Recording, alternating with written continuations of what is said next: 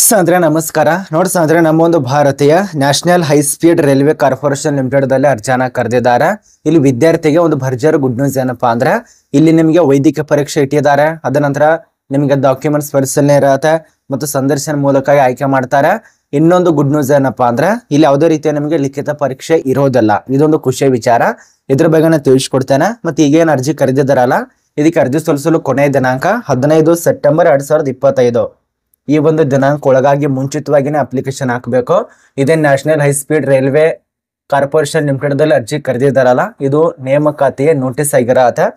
15/9/2025 ಈ ಒಂದು ದಿನಾಂಕ ಒಳಗಾಗಿ ನೀವು ಅರ್ಜಿ ಸಲ್ಲಿಸಬೇಕಾಗತ್ತೆ. ಮತ್ತು ಆಯ್ಕೆದಂತ ವಿದ್ಯಾರ್ಥಿಗಳಿಗೆ ಎಷ್ಟು ಪ್ರತಿ ತಿಂಗಳು ಸ್ಯಾಲ್ರಿ ಅಪ್ಪ ಅಂದ್ರೆ 50,000ದಿಂದ 1,60,000 ಈ ರೀತಿಯ ನಮಗೆ ಸ್ಯಾಲ್ರಿ ಇರತ್ತೆ. ಮತ್ತು ವಯೋಮಿತಿ 18 ವರ್ಷದಿಂದ 45 ವರ್ಷ ತನಕ ಅವಕಾಶ ಕೊಟ್ಟಿದ್ದಾರೆ. ಅದ್ರ ಬಗ್ಗೆ ಸ್ವಲ್ಪ ಗಮನ ಕೊಡಿ. ಇದೊಂದು ಖುಷಿಯ ವಿಚಾರ. ಇದ್ರ ಬಗ್ಗೆ ತಿಳಿಸ್ಕೊಡೋದಕ್ಕೆ ಪ್ರಯತ್ನ ಮಾಡಿದ್ದೇನೆ. ವಿಡಿಯೋ ಕೊನೆತನಕ ಸಂಪೂರ್ಣ ಮಾಹಿತಿ ಅರ್ಥ ಆಗತ್ತೆ. ಇದೇನು ಅರ್ಜಿ ಕರೆದಿದಾರಲ್ಲ ಇದು ರೈಲ್ವೆ ಇಲಾಖೆಯಲ್ಲಿ ಖಾಲಿ ಇರತ್ತೆ. ಬಟ್ ಬೇರೆ ಒಂದು ಇಲಾಖೆ ಇರತ್ತೆ. ರೈಲ್ವೆ ಇಲಾಖೆ ಅಂದಮೇಲೆ ಒಂದೇ ಇಲಾಖೆ ಅಲ್ಲ, ವಿವಿಧ ಪ್ರಕಾರ ಇಲಾಖೆಗಳು ಇದಾವೆ. ಆ ಎಲ್ಲ ರೈಲ್ವೆ ಇಲಾಖೆಯಲ್ಲಿ ಅರ್ಜಿ ಕರೆದಿದ್ದಾರೆ. ಅಪ್ಲಿಕೇಶನ್ ಹಾಕಿ ಇಲ್ಲಿ ಮಹಿಳೆಯರಿಗೆ ಅವಕಾಶ ಇರತ್ತೆ, ಅಂಗವಿಕಲದವ್ರಿಗೆ ಅವಕಾಶ ಇರತ್ತೆ, OBC ಅವಕಾಶ ಕೊಟ್ಟಿದ್ದಾರೆ.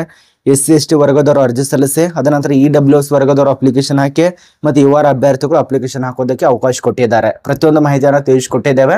ಕೊನೆತನಕ ನೋಡಿ. ಮತ್ತು ಈ ಒಂದು ಚಾನಲ್ ಅನ್ನು ಯಾರು ಸಬ್ಸ್ಕ್ರೈಬ್ ಮಾಡಿಲ್ಲ ಉಚಿತವಾಗಿರತ್ತೆ.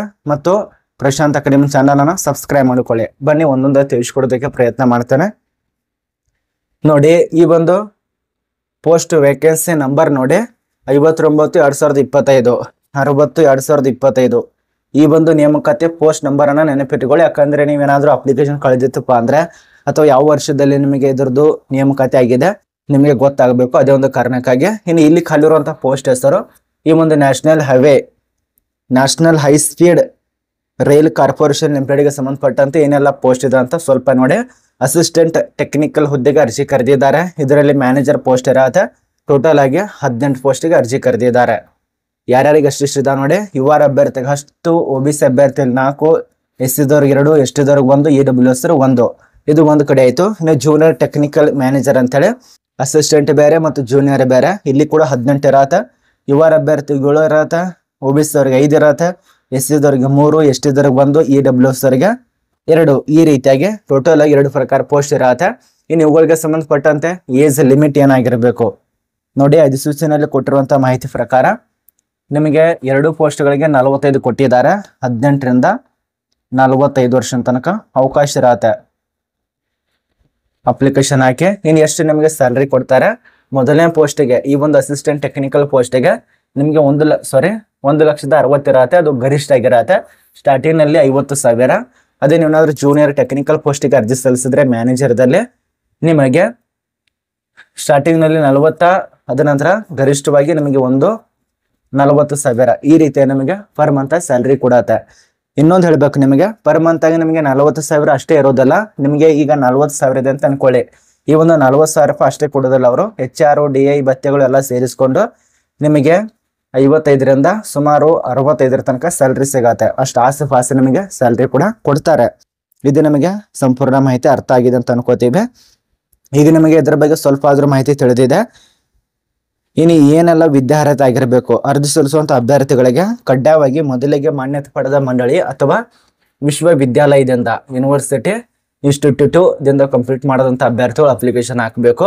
BA ಅಥವಾ BTech ಪಾಸ್ ಆಗಿರ್ಬೇಕಾಗತ್ತೆ. ಎಲೆಕ್ಟ್ರಾನಿಕಲ್ ಅದ ನಂತರ ಎಲೆಕ್ಟ್ರಿಕಲ್ ಅದ ನಂತರ ನೀವೇನಾದ್ರೂ ಎಲೆಕ್ಟ್ರಾನಿಕಲ್ ಅದ ನಂತರ ಎಲೆಕ್ಟ್ರಿಕಲ್ ಈ ರೀತಿಯಾಗಿ ವಿಷಯದಲ್ಲಿ ಕಂಪ್ಯೂಟರ್ ಸೈನ್ಸ್, ಇನ್ಫಾರ್ಮೇಶನ್ ಟೆಕ್ನಾಲಜಿ ಇಲ್ಲಿ ನೀವು ಅಪ್ಲಿಕೇಶನ್ಗೆ ಸಂಬಂಧಪಟ್ಟಂತೆ ವಿಷಯದಲ್ಲಿ ಪಾಸ್ ಆಗಿರಬೇಕು. ಎರಡದ್ದು ಕೂಡ ಅಷ್ಟೇ BA ಅಥವಾ BTech ಕಂಪ್ಲೀಟ್ ಆಗಿರಬೇಕು. ಆದರೆ ವಿಷಯಗಳು ಕೊಟ್ಟಿದ್ದಾರೆ. ಈ ಎಲ್ಲ ವಿಷಯದಲ್ಲಿ ತೆರೆಗಡೆ ಹೊಂದಿರಬೇಕಾಗತ್ತೆ. ಇದು ನಿಮಗೆ ಕನ್ಫರ್ಮ್ ಆಗಿ ಅರ್ಥ ಆಯ್ತು.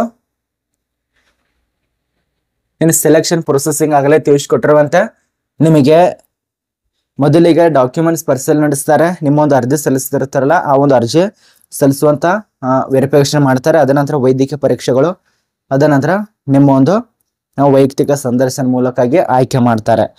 ಇದು ಆನ್ಲೈನ್ ಇರೋದ್ರಿಂದ 26/8/2025 ನೋಟಿಸ್ ರಿಲೀಸ್ ಮಾಡಿದಂಥ ದಿನಾಂಕ 26/8/2025 ಅರ್ಜಿಗಳು ಪ್ರಾರಂಭ ಆಗಿದೆ.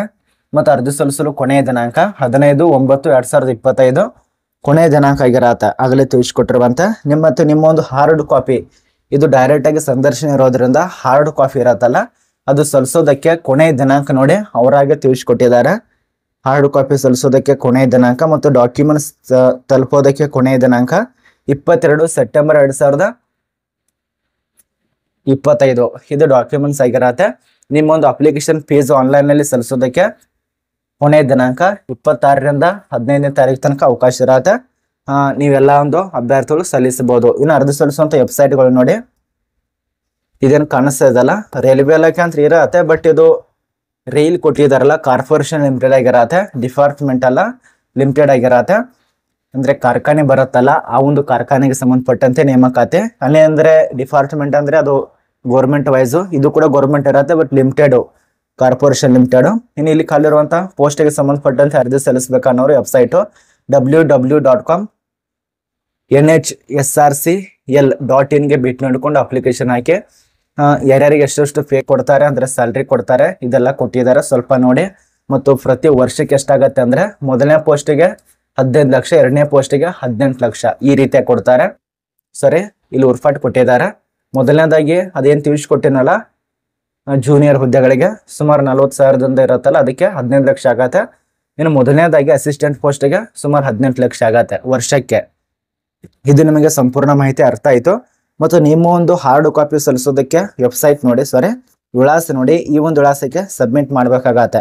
ಆ ವಿಳಾಸ ನೋಡಿ ಯಾವ್ದಪ್ಪ ಅಂದ್ರೆ general manager HR national high speed rail corporation of limited, world trade centre, 5ನೇ ಮಹಡಿ, ಟವರ್ ಡಿ, ನವರಾಜಿ ನಗರ, ನವದೆಹಲಿ. ಇಲ್ಲಿಗೂ ಒಂದು ಹಾರ್ಡ್ ಕಾಪಿಯನ್ನು ಸಲ್ಲಿಸಬೇಕು. ಇದು ನಿಮಗೆ ಕಡ್ಡಾಯವಾಗಿ ಅರ್ಥ ಆಗಿದೆ ಅಂತ ಅನ್ಕೋತೀವಿ. ಆ ಒಂದು ಕಾಪಿ ನಮ್ಮ ಒಂದು ಟೆಲಿಗ್ರಾಮ್ ಗ್ರೂಪ್ದಲ್ಲಿ ಸಿಗತ್ತೆ. ಹಾರ್ಡ್ ಕಾಪಿ ಇದೆಲ್ಲ, ಅದು ಕಾಪಿಯನ್ನ ನಿಮ್ಮೆಲ್ಲ ಬಯೋಡೇಟಾಗೆ ಸಂಬಂಧಪಟ್ಟಂತೆ ಅಪ್ಲೋಡ್ ಮಾಡಬೇಕು. ಈಗ ಅಲ್ಲಿ ಕೆಲಸ ಮಾಡಿದ್ರ, ಫ್ರೆಷರ್ದವ್ರು ಇದ್ರ ಅಥವಾ ಅನುಭವದವ್ರು ಇದಾರ, ಪ್ರತಿಯೊಂದು ಮಾಹಿತಿ ಇರತ್ತೆ, ಸಿಗುತ್ತೆ ಅದರಲ್ಲಿ. ಅದನ್ನ ಡೌನ್ಲೋಡ್ ಮಾಡ್ಕೊಳ್ಳಿ ಟೆಲಿಗ್ರಾಮ್ ಗ್ರೂಪ್, ಅಥವಾ ನನಗೆ ಇನ್ಸ್ಟಾದಲ್ಲಿ ಕೂಡ ಮೆಸೇಜ್ ಮಾಡ್ಬೋದು. ಅರ್ಥ ಆಗಿದೆ ಅಂತ ಅನ್ಕೋತೀವಿ. ಇನ್ನು ಅರ್ಜಿ ಶುಲ್ಕ ಎಷ್ಟಿರತ್ತೆ ಇದ್ರ ಬಗ್ಗೆ ಸ್ವಲ್ಪ ನೋಡಿ. ಅರ್ಜಿ ಶುಲ್ಕ ಎಷ್ಟು ಕೊಡಬೇಕು ಇವರಿಗೆ ಇದರಲ್ಲಿ ಕೊಟ್ಟಿದ್ದಾರೆ.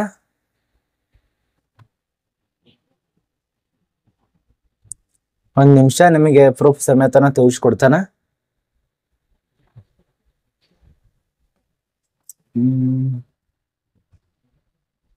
ಇಲ್ಲಿ ಮೆನ್ಷನ್ ಆಗಿಲ್ಲ ಅನ್ಸುತ್ತೆ, ಬಟ್ ಅವ್ರು ತಿಳಿಸ್ಕೊಟ್ಟಿರೋಂಥ ಮಾಹಿತಿ ಈಗ ಎಷ್ಟೆಷ್ಟು ಏನೆಲ್ಲ ಫೀಸ್ ಕಟ್ಟಬೇಕಂದ್ರೆ ನೋಡಿ.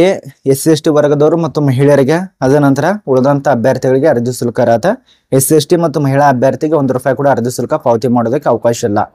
ಅದ ನಂತರ ಇವರೆಲ್ಲ ಬಿಟ್ಟು ಅಂದ್ರೆ ಇವರು EWS, SC/ST ಮಹಿಳಾ ಅಭ್ಯರ್ಥಿಗಳನ್ನ ಬಿಟ್ಟು ಉಳಿದಂತ ಅಭ್ಯರ್ಥಿಗಳು ಅಂದ್ರೆ ಇವರು EWS OBC ಅಭ್ಯರ್ಥಿಗಳಿಗೆ ₹400 ತನ ಅರ್ಜಿ ಶುಲ್ಕ ಪಾವತಿ ಮಾಡ್ಬೇಕಾಗತ್ತೆ. ಇದೊಂದು ಮೈಂಡ್ ನಲ್ಲಿ ಇಟ್ಕೊಳ್ಳಿ. ಎಷ್ಟು ಹೇಳಿ?